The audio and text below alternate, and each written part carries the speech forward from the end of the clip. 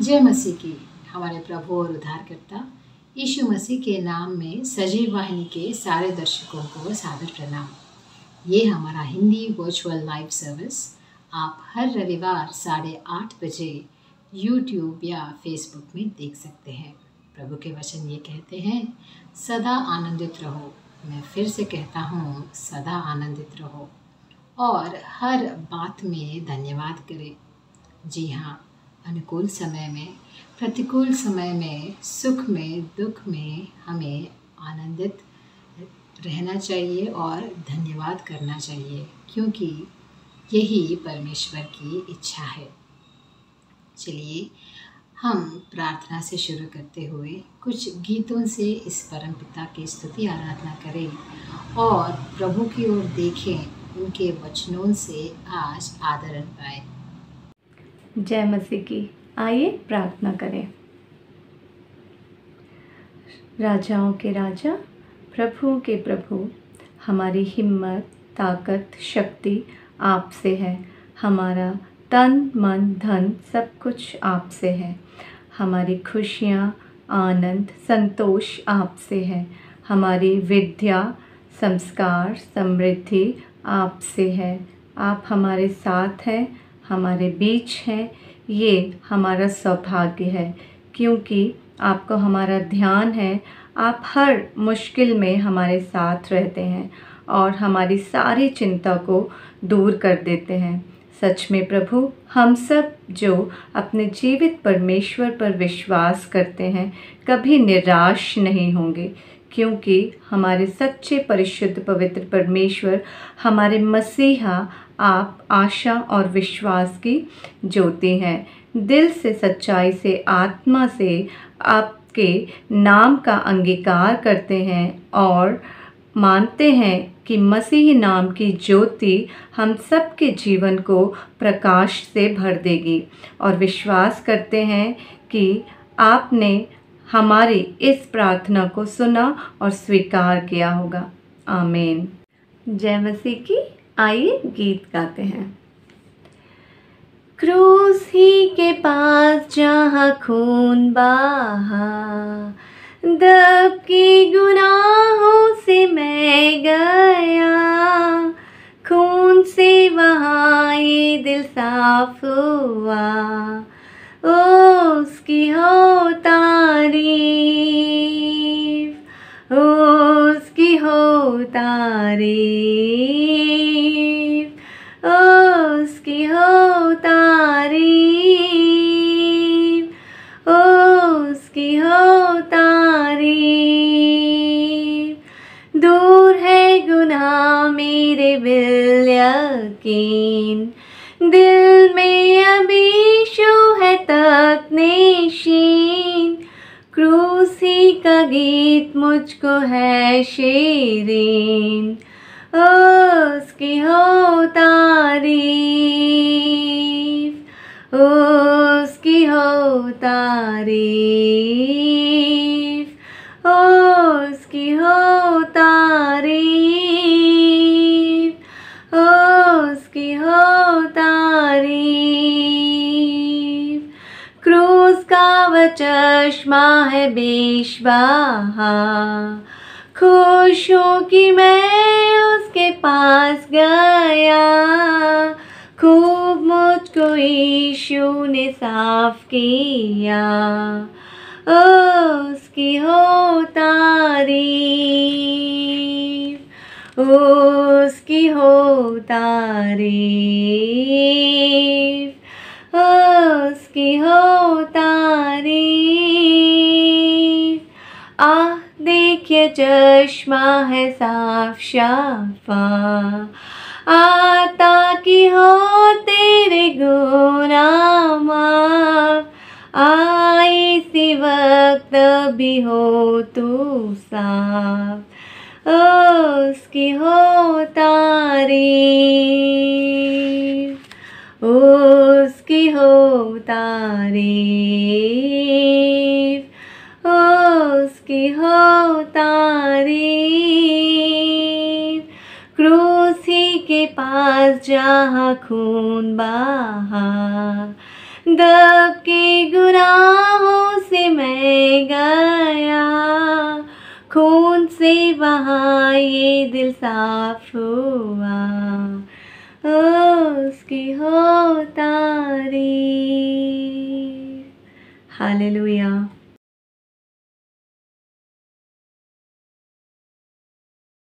जय मसीह की प्रिय भाइयों बहनों। अ, कल 15 अगस्त को हम सभी भारतवासी आज़ादी के 75 वर्ष पूरे होने पर अ, आज़ादी के दिन को मनाएंगे। और इस साल थोड़ा ये अलग है कि सरकार ने हर घर तिरंगा अभियान चलाया हुआ है, जिसमें हम सभी भारतवासियों को 13 तारीख से 15 तारीख तक अपने अपने घरों में तिरंगा लगाने को बोला है। जैसा कि आप सबको पता है कि 15 अगस्त 1947 को हमारा देश ब्रिटिश शासन से पूरी तरह आजाद हुआ था। और ये अब 75 साल हो गए हैं। अब हम इसी को आजादी मिलने की खुशी में स्वतंत्रता दिवस के रूप में मनाते हैं। अगर आप पवित्र शास्त्र बाइबल में देखिए तो जिस समय प्रभु यीशु मसीह आए थे, उस समय जो है यरूशलेम और यहूदिया प्रदेश में भी रोमियो का शासन था। ऐसा नहीं था कि मतलब जो यहूदी लोग हैं वो स्वतंत्र थे, वो रोमियो के अधीन थे। और जो हन्ना और कैफास थे वो उस समय के महायाजक थे। पर जो राज्यपाल था, गवर्नर जो था उस समय का, वो अलग अलग थे। और लूका उसके 3 अध्याय में लिखा हुआ है कि सम्राट कैसर तिबेरियस के शासन काल में पोंतियस पाइलस नाम का जो था राज्यपाल था यहूदा प्रदेश का। और हेरोदोस जो था वो गलील प्रदेश का था, उसका भाई फिलापुस कुछ और जगहों का था। तो इस तरीके से उस समय भी जो ये यहूदी लोग थे वो रोमियो के अधीन थे। पर जब हम देखते हैं पवित्र शास्त्र में तो अलग तरीके की शिक्षा है कि जबकि जब पौलुस ने पत्रें लिखी तब भी रोमियो की सरकार थी। पर बाइबल में अधिकारियों की अधीनता एक मसीह गुण के रूप में बताई गई है कि हमें जो भी हमारे ऊपर शासन कर रहे हैं उनकी आज्ञा माननी है, और जो भी हमारे ऊपर शासन कर रहे हैं उनका आदर करना है।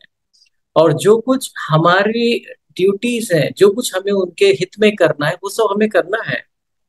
तो मसीह के लोग होने के लिए ये एक मसीह गुण है कि हम अधिकारियों की बातें माने और जो भी सरकार है उसका पूरा साथ दें एक तरीके से। आइए कुछ इस बारे में हम पढ़ते हैं। रोमियो उसके 13वें अध्याय में, रोमियो उसके 13वें अध्याय में काफी सारी आयतें यही बात समझा रही हैं। पहली आयत अगर आप देखिए तो उसमें लिखा है, तुम में से हर एक प्रशासनिक अधिकारियों के अधीन रहे। अधीन मतलब होता है सबमिट करना, उनके उनकी बातें मानना। यह इसलिए है कि परमेश्वर द्वारा ठहराए गए अधिकारी के अलावा अन्य कोई अधिकारी नहीं है, कि वो परमेश्वर के द्वारा ही ठहराए गए हैं।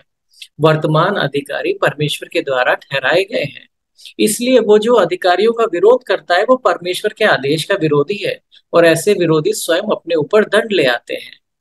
अब वो बात अलग है कि जो अधिकारी हैं, जो शासक हैं, अगर वो ऐसी कोई आज्ञा देते हैं जो परमेश्वर की आज्ञाओं का उल्लंघन कर रही है, तब हमें परमेश्वर की आज्ञा माननी है। जैसे नबूकदनेस्सर था राजा, उसने बोला था कि नहीं, सब लोग मेरे मेरे सामने दंडवत करो, तो वो आज्ञा नहीं मानी थी। जो दानियल और उसके 3 मित्र थे, शद्रक, अबेदनगो ने। पर जब और कुछ आज्ञाएं थी तो वो सब आज्ञा मानते थे और बहुत अच्छे से सेवा करते थे, इसीलिए तो वो इतने बड़े बड़े पदों पे थे। तो अधिकारियों का बाकी चीजों में हमें अधीन रहना है, क्योंकि अधिकारी लिखा है ना, जैसे वो परमेश्वर ने ही हमारे हित में रखे हैं। जहाँ की सरकार अच्छी होती है वहां पे शांति होती है, और उस देश में फिर सुसमाचार और अच्छे से चल सकता है। अब देखिए 6ठी आयत देखिए आप, रोमियो उसका 13वां अध्याय में 6ठी आयत पढ़ रहा हूँ।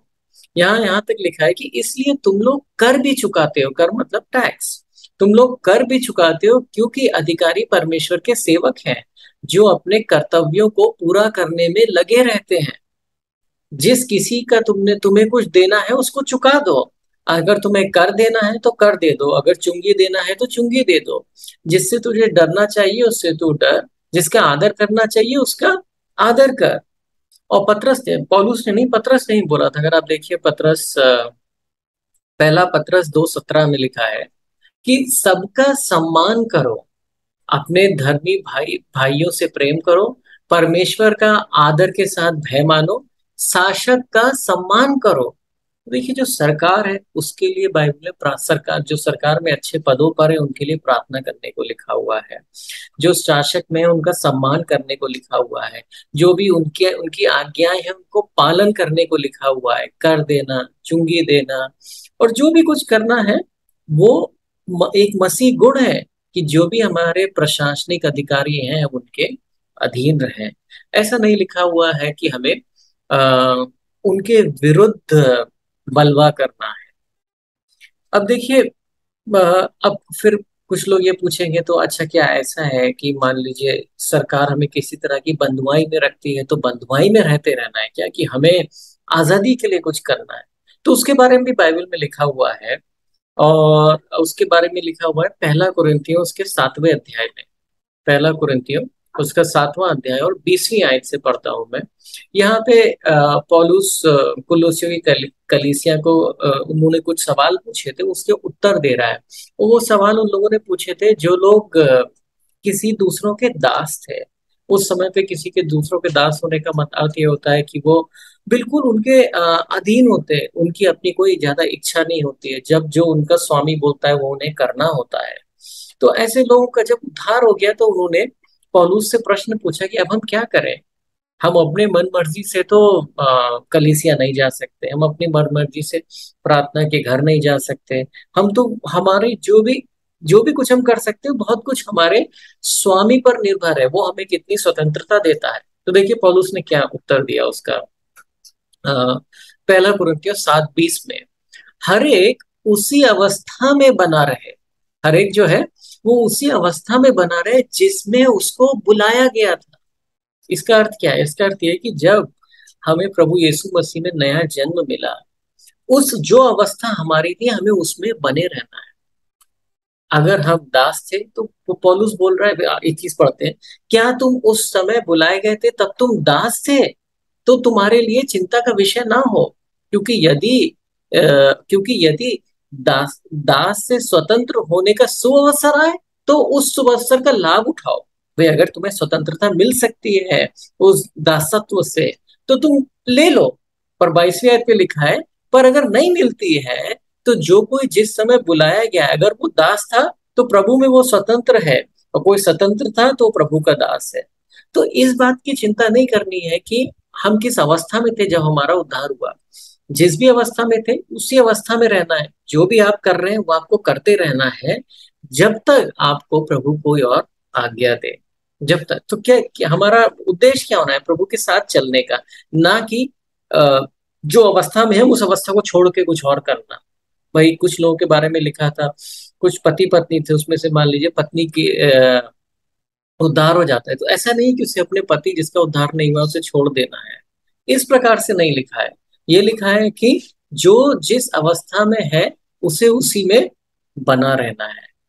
तो अब देखिए, मतलब स्वतंत्र होने के लिए बाहरी रूप से बहुत ज्यादा जरूरी नहीं बोला गया है बाइबल, पर एक दूसरे तरह की स्वतंत्रता के बारे में बहुत बोला गया है कि अगर बाहरी रूप से कोई स्वतंत्र भी है तो भी उसका उतना लाभ नहीं है।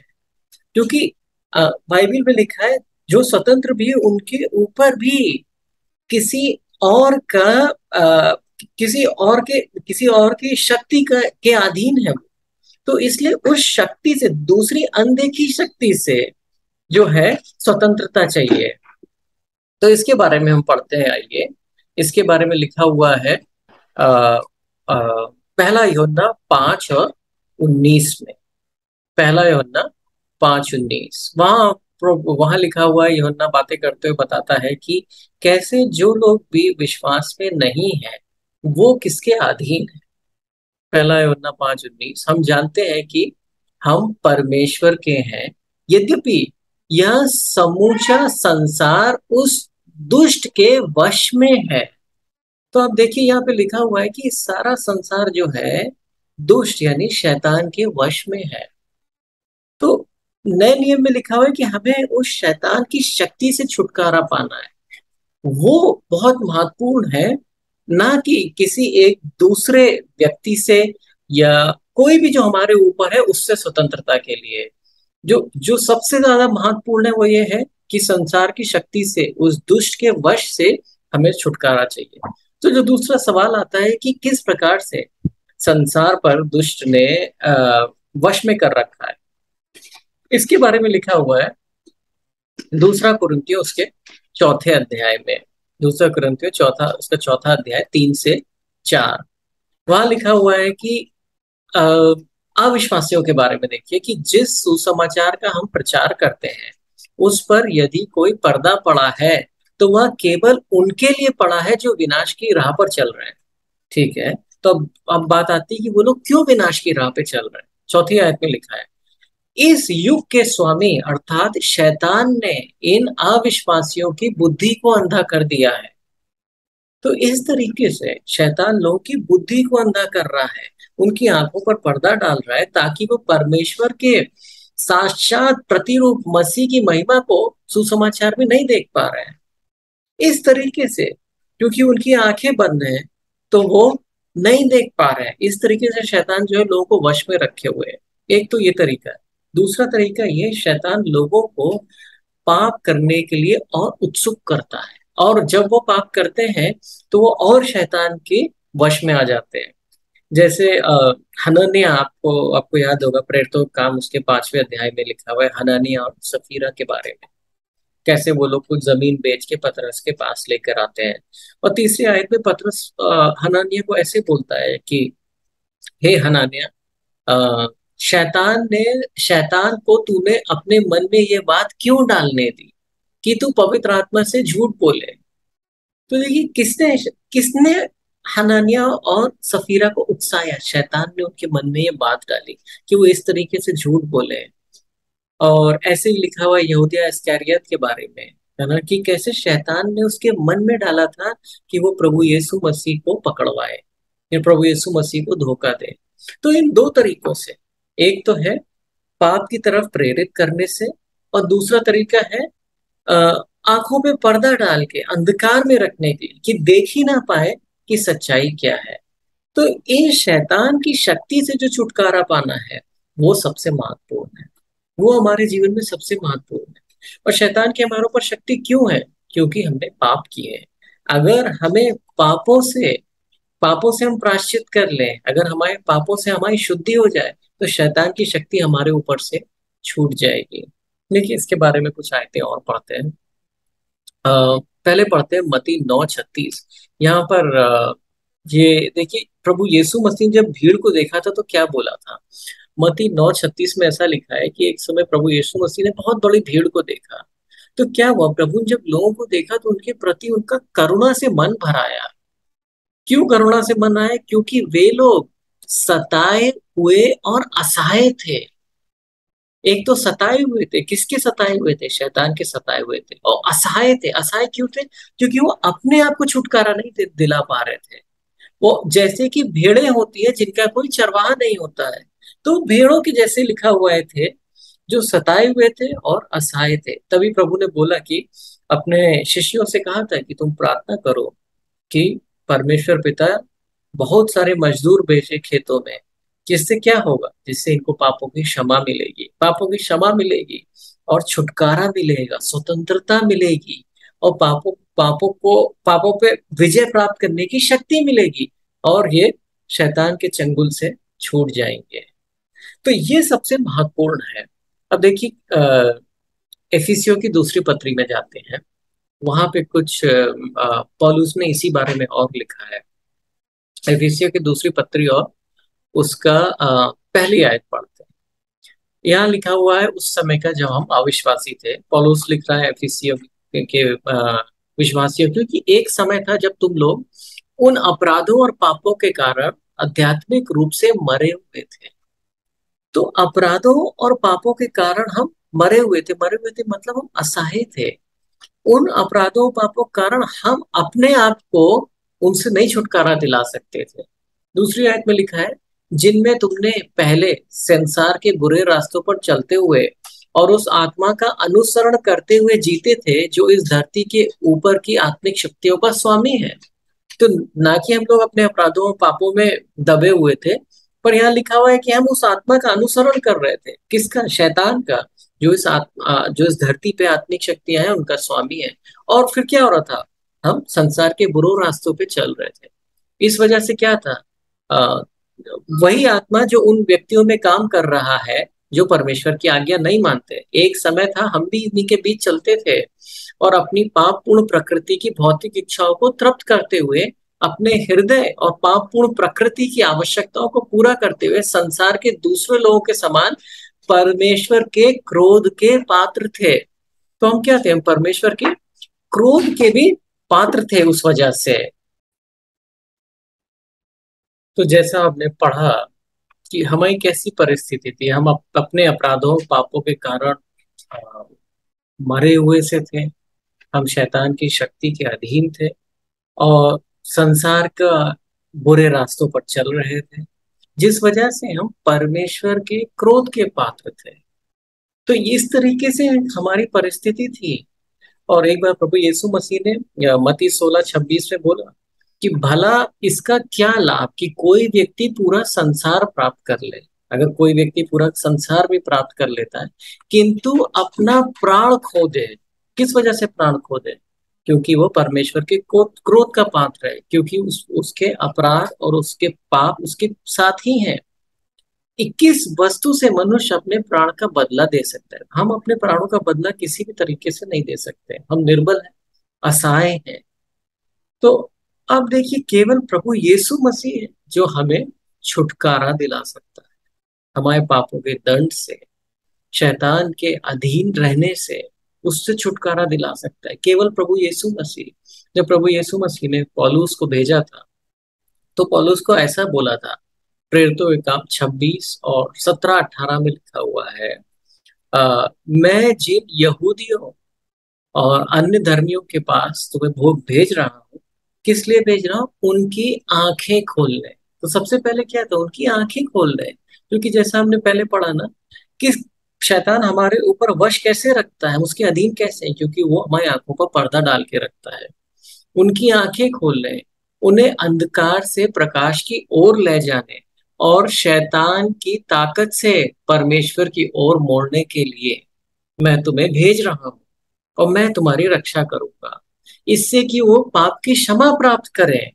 पौलुस को क्यों भेजा? जिससे हम शैतान की ताकत से हट जाएं, हमारी आंखें खुल जाएं। और वो सब कैसे होगा? जब हमारे पाप क्षमा होंगे, पाप की क्षमा प्राप्त करें और उन लोगों के बीच स्थान पाए जो मुझ में विश्वास करने के कारण पवित्र हो जाते हैं। तो देखिए भाइयों बहनों, सबसे ज्यादा महत्वपूर्ण हमारे जीवन में क्या है? पापों से छुटकारा, शैतान की शक्ति से छुटकारा। इससे हमें आजादी चाहिए और इससे आजादी हमें कौन दिला सकता है? केवल वही जो हमारा उद्धार करता है, प्रभु यीशु मसीह। क्योंकि पवित्र शास्त्र में लिखा है, हम में कोई अलग नहीं है, हम सबने पाप किए, हम सब परमेश्वर की महिमा से रहित है। और जो भी कोई पाप करता है वो एक तरीके से पाप का दास है, वो अपने आप को छुटकारा नहीं दिला सकता है। पौलुस ने रोमियो में लिखा था, रोमियो 5:6 में हमारी परिस्थितियों के बारे में लिखते हुए इस तरीके से कि क्योंकि जब हम निर्बल ही थे, हम निर्बल थे, हेल्पलेस, तो उचित समय पर भक्तिहीनों के लिए मसीह ने अपना बलिदान दिया। ना कि हम निर्बल थे एक तो, और दूसरे क्या थे? भक्तिहीन थे। मतलब हमें किसी भी तरह की इच्छा नहीं थी परमेश्वर की तरफ।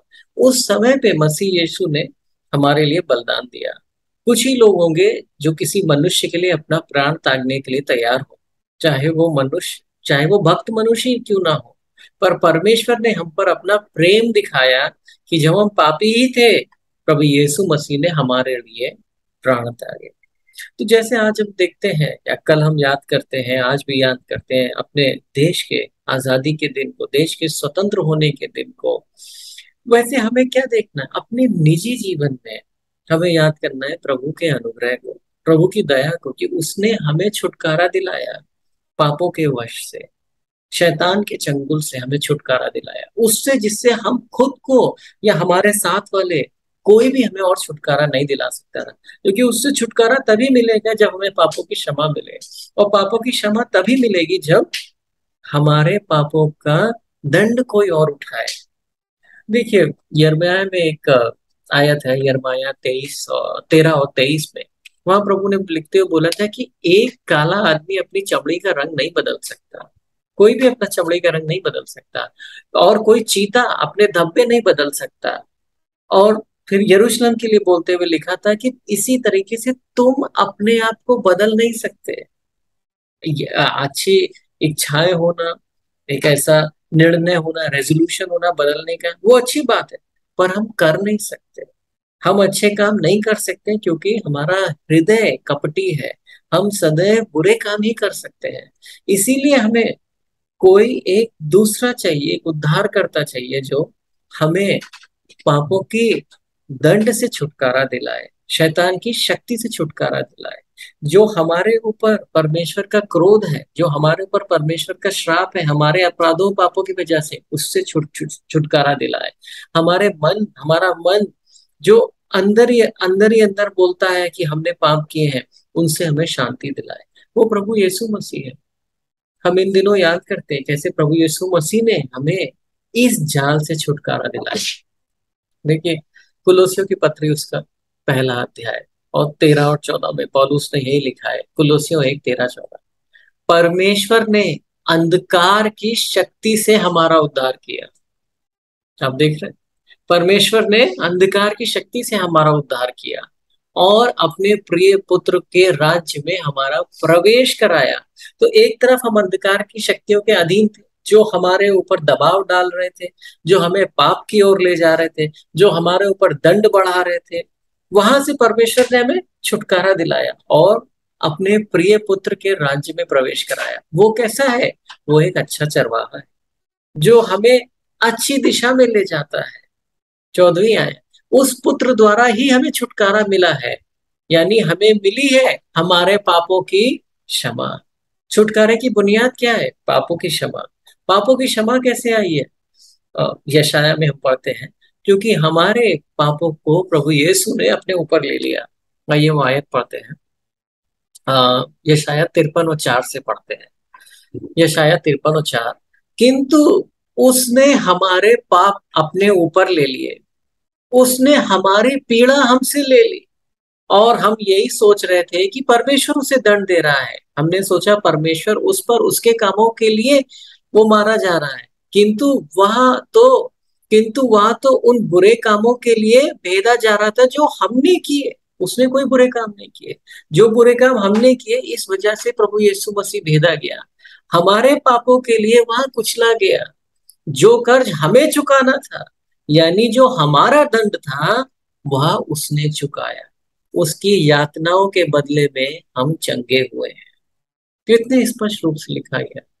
प्रभु यीशु मसीह ने वो सब कुछ अपने ऊपर ले लिया, जो बुरा हमें हमारे ऊपर आना था। जिससे क्या हुआ है? अदल बदल हो गया। जो कुछ अच्छाई उसके पास से आनी थी, वो हमें मिल गई, हमें क्षमा मिल गई। और कुलोसियों की पत्री में पौलुस ने क्रूस के बारे में लिखते हुए ऐसे बोला है। दूसरे अध्याय में जाएंगे, 14वीं आयत पढ़ते हैं। देखिए, कुलोसियों 2:14, उन्होंने हमारे कर्ज का प्रमाण पत्र, जो हमारे कर्ज का प्रमाण पत्र है, मतलब हमारे दंड, जो भी हमने पाप किए हैं उनके दंड का जो पत्र था, जो हमारे विरुद्ध में लिखा गया था, मिटाकर क्रूस पर कीलों से जड़ के हटा दिया। तो क्रूस पर कीलों से कौन जड़ा गया? प्रभु यीशु मसीह। और यहाँ क्या लिखा हुआ है? जो हमारे कर्ज का प्रमाण पत्र था, जो हमारे विरुद्ध लिखा गया था, वो वहां जड़ा गया। तो इसका क्या मतलब है? इसका अर्थ ये है कि जो कुछ यातनाएं हमारे ऊपर आनी थी, जो कुछ दंड हमारे ऊपर आना था, वो क्रूस पर प्रभु यीशु मसीह के ऊपर आया। और इसी वजह से 15वीं आयत में लिखा है, और परमेश्वर के प्रधानों तथा अधिकारियों को निहत्था कर दिया। तो शैतान को निहत्था कर दिया। कैसे? शैतान के हाथ में क्या हथियार था? हमारा पाप। जब तक हम पाप में हैं, हम शैतान के अधीन हैं और हम अपने आप को छुटकारा नहीं दिला सकते। पर जैसे ही हमें पापों की क्षमा मिल गई, शैतान निहत्ता हो गया और हमें छुटकारा मिल गया अंधकार और शैतान की शक्ति से, अपने पापों की क्षमा से। तो दूसरा कुरिन्थियों 5:21 में लिखा हुआ है प्रभु यीशु मसीह के बारे में कि वह जो निष्पाप थे, यानी प्रभु यीशु मसीह, उन्हें परमेश्वर ने हमारे लिए पाप बना दिया कि हम परमेश्वर की धार्मिकता उनमें बन जाए। वो निष्पाप थे, पर परमेश्वर ने हमारा पाप उनके ऊपर डाला, जिससे कि जो धार्मिकता प्रभु यीशु मसीह की थी वो हमें दे दी। और गलतियों 3:13 में भी लिखा हुआ है, मसीह ने स्वयं श्राप बनकर हमें व्यवस्था के श्राप से मुक्त कर दिया।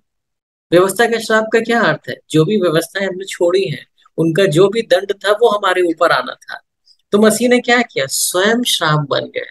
कैसे श्राप बन गए? क्योंकि लिखा हुआ है, श्रापित वो हर एक व्यक्ति है जो क्रूस पर लटकाया जाता है। तो प्रभु यीशु मसीह श्राप बन गए और हमें व्यवस्था के श्राप से मुक्त कर दिया।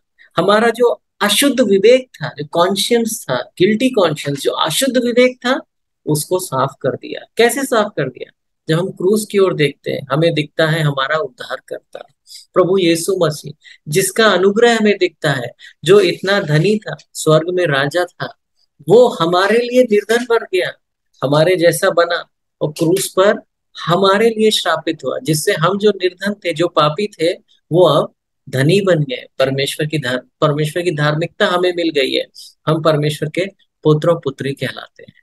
ये है सच्ची आजादी पाप से। ये है सच्ची स्वतंत्रता जो हमें अंधकार की शक्तियों से छुटकारा दिलाती है। और ये हमें कैसे मिलता है? किसी काम करने से नहीं मिलता है ना। पौलुस ने लिखा है इफिसियों की दूसरी पत्री में, आइए पढ़ते हैं 8वीं आयत, परमेश्वर के अनुग्रह के द्वारा अपने विश्वास के कारण तुम्हारा उद्धार हुआ है। कैसे हमें उद्धार होता है? हमें उद्धार हुआ है परमेश्वर के दया और अनुग्रह के कारण। जब हम विश्वास करते हैं कि हमें उद्धारकर्ता की आवश्यकता है, कि हम अपने आप को इस पाप के जाल से नहीं निकाल सकते, हम अपने आप को शैतान की शक्तियों से छुटकारा नहीं दिला सकते। जब हम प्रभु यीशु मसीह की ओर देखते हैं, उसके उसके क्रूस के काम को स्वीकार करते हैं, तो उस विश्वास से परमेश्वर के अनुग्रह द्वारा हमारा उद्धार होता है। ये हमारी ओर से नहीं है, ये परमेश्वर का एक वरदान है हमारे जीवन में। किस लिए है? जिससे ऐसा ना हो कि कोई भी इस बात को गर्व करे कि उसका उद्धार उसके कामों की वजह से हुआ। ये हमारे कामों का परिणाम नहीं है, ये परमेश्वर के अनुग्रह के द्वारा हुआ है। तो ये देखिए भाइयों बहनों, सबसे ज्यादा महत्वपूर्ण है ये स्वतंत्रता हमारे जीवन में। हमारे पाप से, अंधकार की शक्तियों से, परमेश्वर के क्रोध से और वो जो व्यवस्था की श्राप था, उससे मुक्ति मिली हमें। पर इतना ही नहीं है, प्रभु ने ऐसा नहीं किया केवल हमें दंड से छुटकारा दिलाया। प्रभु ने एक बात और करी है, हमें पाप की शक्ति से भी छुटकारा दिलाया है। पाप की शक्ति से भी छुटकारा दिलाया है कि जो पहले हमारे जीवन में दासत्व था पाप का, वो ना रहे आगे। देखिए रोमियो उसका छठा अध्याय और 14वीं आयत, रोमियो 6:14, ऐसा लिखा हुआ है कि तुम पर पाप का, एक समय था जब वहां पर पाप का शासन था, अब 14वीं आयत में लिखा है तुम पर पाप का शासन नहीं होगा। उद्धार के बाद पाप का शासन नहीं होगा, क्योंकि तुम अब व्यवस्था के सहारे नहीं जीते हो। व्यवस्था के सहारे जीने का मतलब है कि केवल अच्छे और बुरे के ज्ञान से जीना, कि ये करना चाहिए, वो नहीं करना चाहिए। अगर हम केवल व्यवस्था के सहारे ही जीते हैं कि क्या करना चाहिए क्या नहीं करना चाहिए, तो हमारा उद्धार तो हो गया है, फिर भी पाप हमारे ऊपर शासन करेगा। केवल एक ही तरीका है पाप का शासन तोड़ने का, वो क्या है? आगे लिखा हुआ है, क्योंकि तुम व्यवस्था के सहारे नहीं जीते हो, बल्कि परमेश्वर के अनुग्रह के सहारे जीते हो। तो जब हम प्रभु से रोजमर्रा जब प्रभु में, मसीह में बने रहते हैं, तो पाप का शासन नहीं होता है। जब हम प्रभु के अनुग्रह की ओर देखते हैं, उससे सहायता मांगते हैं, तब पाप की शक्ति हमारे जीवन से टूटती है। पाप का दंड उद्धार वाले दिन टूट जाता है, पर पाप की शक्ति तोड़ना रोज रोज की बात है। परमेश्वर के अनुग्रह के सहारे जीना है। देखिए एक और आयत पढ़ते हैं, रोमियो 6:16 से पढ़ते हैं। चलिए 16 में लिखा है, क्या तुम नहीं जानते कि जब तुम किसी की आज्ञा मानने के लिए अपने आप को दास के रूप में देते हो, सौंपते हो, तो तुम उसके दास होते हो। पौलुस ये बोल रहा है कि अगर तुम पाप की आज्ञाएं अभी भी मान रहे हो तो तुम पाप के दास हो, बल्कि भले ही तुम्हारा उद्धार हो गया है, फिर चाहे तुम पाप के दास बनो जो तुम्हें मार डालेगा, या परमेश्वर के आज्ञाकारिता परमेश्वर की आज्ञा मानो जो तुम्हें धार्मिकता की तरफ ले जाएगी। 17वीं आयत, किंतु प्रभु का धन्यवाद है कि यद्यपि तुम पाप के दास थे, यानी पाप का शासन था पहले, पर तुमने मन में उन उपदेशों की रीति को माना जो तुम्हें सौंपे गए थे। तुम्हें पापों से छुटकारा मिल गया और तुम धार्मिकता के सेवक बन गए हो। तो हम एक अलग तरीके के सेवक हैं। हम धार्मिकता के या प्रभु यीशु मसीह के सेवक हैं। क्यों? क्योंकि वो हमेशा हमारे लिए अच्छा बोलता है, क्योंकि उसने जो बोला है वो हमारे भले के लिए बोला है। शैतान के जब में थे तो क्या था? शैतान जो भी आज्ञाएं देता था, जो भी हमसे करवाता था, वो हमारे बुरे के लिए थी। प्रभु यीशु मसीह की आज्ञाएं हमारे भले के लिए हैं। हम अब धार्मिकता के सेवक बन गए हैं, जिससे हमें अनंत जीवन मिलेगा, एक मिरास मिलेगी। पौलुस ने बोला गलतियों की पत्री में किस प्रकार से वो अपना जीवन जीता है रोज रोज। गलतियों की पत्री 2 और 20 से पढ़ते हैं। इसी इसी से इसी से अब आगे मैं जीवित नहीं हूं, किंतु मसीह मुझ में जीवित है। जो अब पौलुस बोल रहा है कि मैं अपना जीवन खुद नहीं जीता हूँ, अपनी शक्ति पर निर्भर होकर नहीं जीता हूँ, किंतु मसीह मुझ में जीवित है, मैं मसीह पर निर्भर होकर जीता हूँ।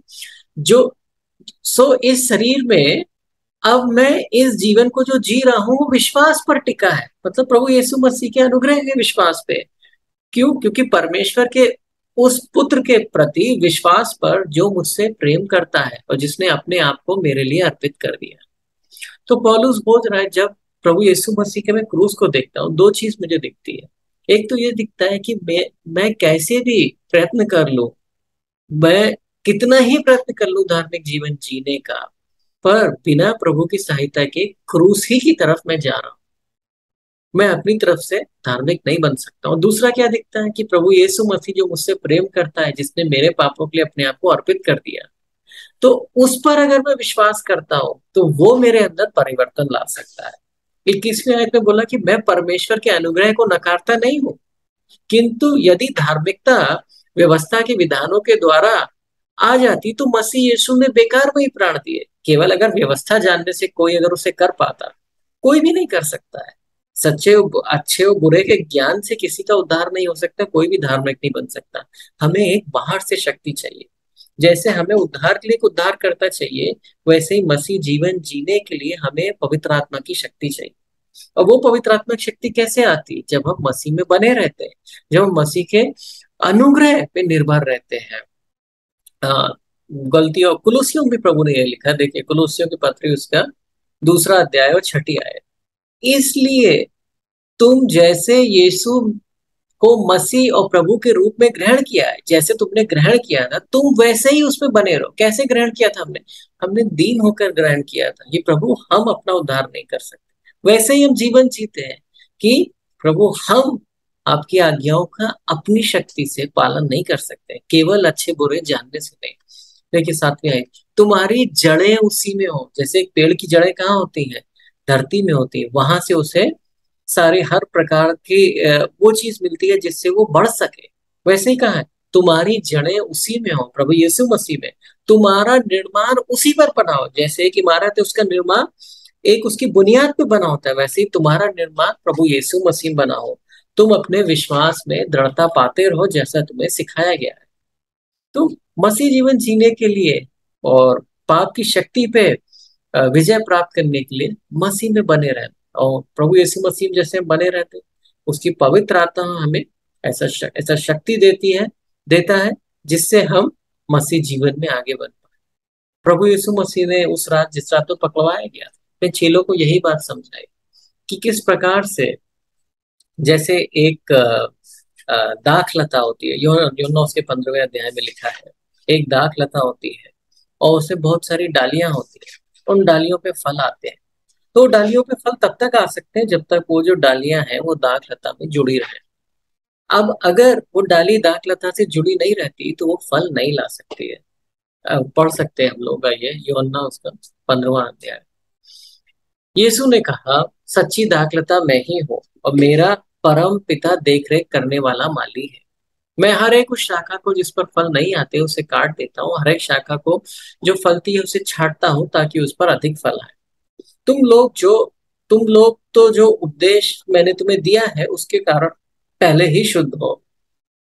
तुम मुझ में रहो, मैं तुम में रहूंगा। वैसे ही जैसे कोई शाखा जब तक दाख लता में ना बनी रहे तब तक वहां अपना फल नहीं ला सकती, वैसे ही तुम तब तक सफल नहीं हो सकते जब तक तुम मुझ में बने नहीं रहोगे। वहां दाखलता मैं हूं और तुम उसकी शाखाएं हो। जो मुझ में रहता है और मैं जिसमें रहता हूं वह बहुत फल लाता है, क्योंकि मेरे बिना तुम कुछ नहीं कर सकते। तो प्रभु यीशु मसीह हमारा जीवन है, हमारी शक्ति है, जो हमें फल लाने की शक्ति देता है, हमारी सच्ची दाखलता है। तो हमें देखिए, आज जैसे आज और कल हम आ, स्वतंत्रता दिवस के बारे में सोचते हैं ना, तो हमें प्रभु के अनुग्रह और दया का धन्यवाद देना है। कैसे उसने हमें पाप की पाप की शक्ति से, पाप की दासता से छुटकारा दिलाया। प्रभु यीशु मसीह हमारा जीवन है, प्रभु यीशु मसीह हमारा उद्धार करता है, प्रभु यीशु मसीह हमारा खरीदने वाला है, प्रभु यीशु मसीह हमारा हमें आशीष देने वाला है। प्रभु यीशु मसीह ने हमें शैतान और अंधकार की शक्तियों से छुटकारा दिलाया है, हमारा छुटकारा देने वाला। तो हमारा जीवन भाइयों बहनों प्रभु यीशु मसीह में ही छुपा हुआ है। उसने हमें सच्ची और अनंत काल की स्वतंत्रता दी। तो आइए हम प्रभु की प्रार्थना करते हैं, धन्यवाद देते हैं।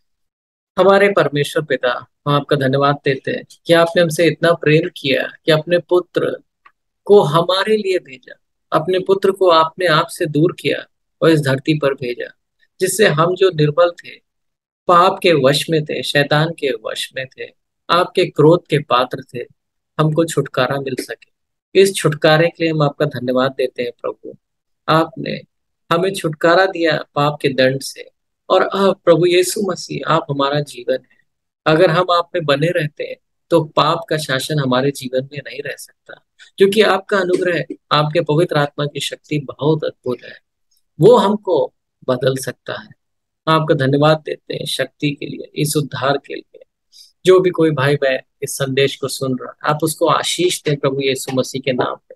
कोई किसी प्रकार के बंधुआई में, किसी बुरी आदत में है, प्रभु यीशु मसीह के नाम में उसको छुटकारा देते हैं। प्रभु आपका अनुग्रह उसके जीवन में नई शक्ति लाए। कोई किसी प्रकार की शारीरिक कमजोरी में है, मानसिक कमजोरी में है, प्रभु यीशु मसीह के नाम में उसके जीवन में पवित्र आत्मा की शक्ति उड़ेलते हैं। प्रभु आपकी शक्ति से आपके लोग हर प्रकार की बददुआई से छुटकारा पाए और आप में आनंद के साथ आपकी जय जयकार करें। ये प्रार्थना आपके बेटे प्रभु यीशु मसीह के नाम मांगते हैं, आमीन। हमारे परमेश्वर पिता का प्रेम, प्रभु यीशु मसीह का अनुग्रह और पवित्र आत्मा की सहभागिता हम सबके साथ सदा बनी रहे, आमीन। आप सभी को जय मसीह की प्रिय भाइयों बहनों।